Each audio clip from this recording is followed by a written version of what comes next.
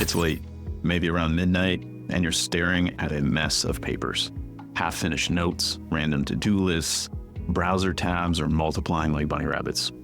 You've been here for hours, but somehow nothing's coming together. Every time you think you're getting somewhere, that thread slips away. Your brain is screaming at you, and the shame sets in. I just couldn't figure out why I was struggling with being late. Why am I always late to work? I know exactly when I need to be to work. Even if it's by a minute or 5 minutes, it doesn't matter. I'm late, right? I would still have elongated periods of just being shut down, or I would have extensive periods of just being like having the zoomies and being like, I don't understand what's going on. And my partner, who I've been together for 9 years, is a future psychiatrist. And they're like, babe, I think you have ADHD.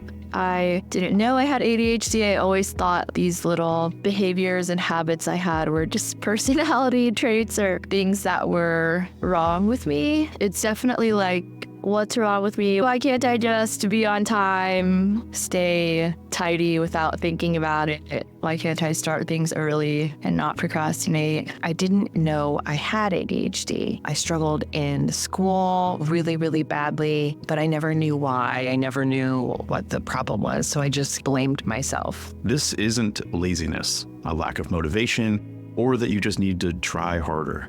If you're listening to this, you know exactly what it feels like. People around you might say it's a willpower or discipline problem, that you just need a system or a planner or some trendy to-do list full of bullets or whatever. But those of us with ADHD, we're reminded every single day of all of the ways the world is not set up for the way that our brains work. It's hard to explain the kind of impact that ADHD can have on your life, especially if you're one of the many people who go undiagnosed. When you don't know why certain things are harder for you than they seem to be for everyone else, it's easy to feel like you're just not trying hard enough, or that maybe you're just not as capable somehow. And that suffering is often silent, hidden behind years of frustration, confusion, and ultimately shame. Growing up in school, I was like, something's weird, something's different about me. I don't know what it is. I remember taking a note around to all my teachers, and one of them was like, there's no way you have ADHD. You're such a good kid and you're so quiet. And that was one of those things that made me feel like it wasn't real. I hated that that was part of my history, because that then caused me to question a lot of things going forward with my ADHD. I went to a doctor because I was just getting headaches all the time. And it was always when I was working or doing schoolwork or something. It seemed like I just had to give so much extra effort that like I had to work twice as hard as everybody else just to do the same thing. And ADHD doesn't look the same for everyone. People experience it differently depending on so many factors: background, culture, age, gender, orientation. ADHD shows up in women, for example, in ways that historically don't line up with the diagnostic definitions and tools we use. It's often missed, misunderstood, labeled as something else, or worse, brushed off as stress or anxiety. There's a whole population of women out there who are living with ADHD, but have been given a totally different story about what they're experiencing and don't know why things are so hard. And again, that doesn't even touch on the myriad ways that ADHD is experienced in other cultures, where different expectations and norms can shape how symptoms are perceived or even ignored. Because even the ways that we define ADHD are based on white, Western cultural ideals. When you go to a medical professional, let's say a doctor, a therapist, whatever, right? Something, you're going to a diagnosis, there's this lovely book called the DSM, and they base the diagnosis off this book that's supposed to look into their cultural context, right? Well, we all know that that doesn't always get done. It doesn't happen all the time, unfortunately. And especially when there's a provider that just visually looks different than you, grows up in a different context, doesn't have the same understanding of language, of expression. There's a power differential there because someone is giving you treatment. And when you start adding all of these elements up, you are very vulnerable to be misdiagnosed or to not be diagnosed, period. I think that my ADHD was overlooked all of my childhood because my ADHD didn't show up as the typical bouncing off the walls, talking a lot, interrupting in class. There's just a lot going on in my head, lots of thoughts. And so I seemed more like daydreamy or lost in thought. Most of my life, it was just me being the rebel kid. But for Asians, we don't think about mental health in your family. You don't talk about it. There are no words for it. So until I actually left my home and moved away, I started learning all of the subsets of mental health, behavioral health, neurodevelopmental challenges, all of these things were like just things that you just are taught to not talk about. When I first discovered that I have ADHD, I honestly did not recall anyone in my diaspora talking about ADHD except as a joke, as in it was just something maybe more of a pop culture reference versus an actual clinical diagnosis. When I started talking about it and letting people know whom I trusted that I have ADHD, a lot of it was like, no, that can't be right. No, you can't have ADHD. You just don't look like someone who would have ADHD. And I didn't know what that meant. Not between anyone were we talking ever about ADHD, much less mental health, right? Those were usually described as, oh, you're lazy. Oh, you need to just concentrate better.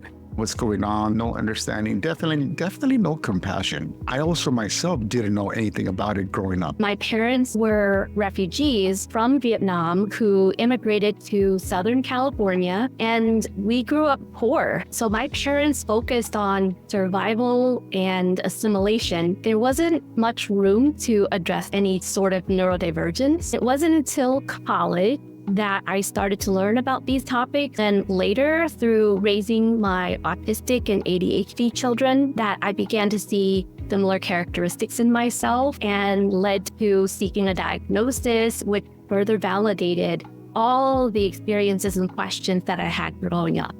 The discussions surrounding ADHD and mental health were, again, non-existent in my family. My mother's family were immigrants from the Dominican Republic. There was a lot more pressure on them to fit in and assimilate and be part of that dominant culture that was like at the forefront of their minds with survival. So if there was any sort of deviation from their expectation, you'd find yourself pretty isolated, pretty lonely, trying to figure out how to like be a human. If someone is nearsighted, we don't just tell them to try harder to see. We give them glasses. We give them the tools that they need. We accommodate and provide support. ADHD also needs its own glasses, so to speak, tools that actually work with our brains and help us where we need that extra support. For some, that might mean using peer support, like body doubling, coaching, or even just asking for uninterrupted work time and written instructions. Maybe it means always wearing a watch or noise-canceling headphones. At home, it could mean setting up clear visual reminders for household chores or establishing routines that work for you and your family. In relationships, that might mean open and intentional communication about your needs, setting shared goals that consider ADHD challenges. For others, it might mean finding a community that understands so you don't feel like you have to constantly mask and translate your language into theirs. Our neurodivergence wasn't discussed or wasn't acknowledged. That neurodivergence was considered, or any kind of mental health issue was considered a weakness. And the way we collectively survive that is masking. And then what comes from that is a lot of unresolved and unhealed issues around sense of self-worth, which is something that I still deal with. I think that what that does to a kid is you start to think that, why are you always getting into trouble and other people aren't? Your parents say things like, why can't you just be quiet? Or why can't you just be sensible? Like, insert other girl's name here. Now, glasses don't change the fact that someone is nearsighted. In the same way that these tools and accommodations won't change the fact that ADHD is a real, legitimate disability. And if calling it a disability makes you uncomfortable, that's worth some self-reflection. There's a lot of ableism baked into the idea that ADHD is somehow different or not like those other conditions. When you internalize ableism, it becomes more destructive. ADHD is disabling. And when the ableist beliefs you've heard all of your life become a part of your narrative, you turn that judgment and condemnation in on yourself.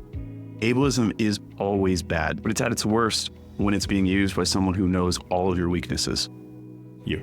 And that's not even considering the layers of stigma that add to the weight of it all. Fear of being treated differently, judged, or not taken seriously keeps people from even seeking help. The fear of being dismissed or worse, reduced to their diagnosis is real. And that stigma around ADHD isn't just in people's heads. It's out there. And it's one of the barriers that we have to keep breaking down. Thought I was the only one in the world, but I had a special desk that either faced the teacher, so it would be like right in front of them, or I would have a desk that was like in the corner of the room, facing the side or something. A lot of it was always like, oh, how do we like make sure that like Chris doesn't distract everyone else? I thought ADHD meant you can't focus at all. You're always jumping around. And I would spend hours focused on organizing my magic cards or video games or something that, stimulated my brain. And he was describing so many of my symptoms, the procrastination, the time blindness, difficulty starting tasks, like all these things. And then I'm saying, that sounds like me. So the next day I luckily had an appointment with my psychologist and I said to him, I think I have ADHD. And he laughed. He said, no, you don't. I said, what do you mean? And he said, you're highly educated, you have loving family and friends, you have a full-time job. And then he also added, and you're very charming. And so I looked at him and I said, what do any of those things have to do with whether I have ADHD or not? Especially if you're diagnosed late with ADHD, you have like years of shame built up that you have to forgive yourself for because you didn't know was happening. That's why advocacy and awareness are so crucial, not just for the month of October, but all year long. The more we talk about what ADHD is, the more we can educate and show people the truth behind the diagnosis. The closer we can get to a world where people don't have to be afraid to ask for help, where a diagnosis isn't a label that limits them, but a tool that lets them move forward and manage their ADHD. It's very telling how much our culture, with the dismissal of symptoms and actual issues that we're dealing with, can really break down the neurodivergent child. What I found was the diagnosis was actually incredibly empowering for me because I had been navigating the world post rewiring my nervous system, rewiring the complex PTSD and all those other conditions, still feeling like there was something wrong with me. And so learning that I had ADHD and diving more deeply into study of what that means, how does that show up? And sometimes I still struggle, like I said before, but it really allowed me to reduce a lot of shame and how I show up in the world. Getting my diagnosis was extremely freeing and empowering. Instead of all of the traits that I thought were just me, they now had 4 letters, and those 4 letters helped me take blame off of myself, but also allowed me to have resources and a path forward and to be able to seek support and also get this awesome community that comes with having ADHD. It gave me permission to have forgiveness for parts of me that wasn't exactly me. It was my ADHD, but kind of me. So I ended up researching online, like, hey, why can't I focus? And that's actually the first time I read up on ADHD. So this happened only 8 months ago, so it's really recent. I read up on it and I realized, wow, these are all my symptoms. The diagnosis in New Zealand takes about half a year. So then I traveled to US where it was almost immediate because there's a lot of psychiatrists. So I got diagnosed with combined type ADHD. I'm always stimming. I'm squeezing this here. I have a fidget-rin here. I'm just always moving around. After I got diagnosed, my whole life basically made sense. I knew that I was like, hey, when I was in high school and also in college, I was looking at everyone else. They can sit still. I'm like, what? So I observed everyone all the time. I'm like, why are they not changing positions? I didn't know what was wrong with me. But then after I got that diagnosis, I was like, oh, that made so much sense. ADHD is one aspect of your identity. Yes, it's a disability, but it doesn't dictate your entire life. You have so many other facets, your creativity, your humor, your passions. ADHD may shape your challenges and strengths, but it doesn't define your worth or potential. You are so much more than this one part of your experience. But when it goes unmanaged, it will have an overwhelming impact on your life. Isn't it weird that you likely believe that everyone deserves compassion? But deep down, you also think that maybe you're the exception to that rule. It's often not about pushing harder. It might be about you changing your external environment so that you have more opportunities to actually do something. Culturally, we were taught to thrive and succeed because through the lens of immigrant parents, that was how they survived, and therefore that's how we had to survive. And so my biggest challenge was reaching a space of, can we redefine what success looks like? Can we redefine what it looks like to be happy? Can we redefine what it feels like to be enough? It takes intentional effort to do that and to give yourself the permission and space to actually work on these things. The ADHD community has come so far, and we are beyond proud to be a part of it. To see people sharing their stories, advocating for one another, and refusing to let the world tell them who they should be. Because that's a major goal here at Shimmer.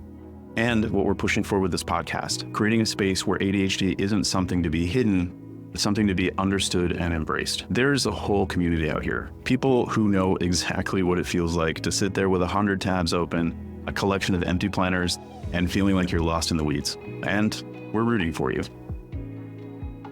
Until next time. Hey there, Coach Noelle here. We'd love to hear from you. Go to shimmer.care and leave us a message. Or if you're subscribed, you can reply directly to the email.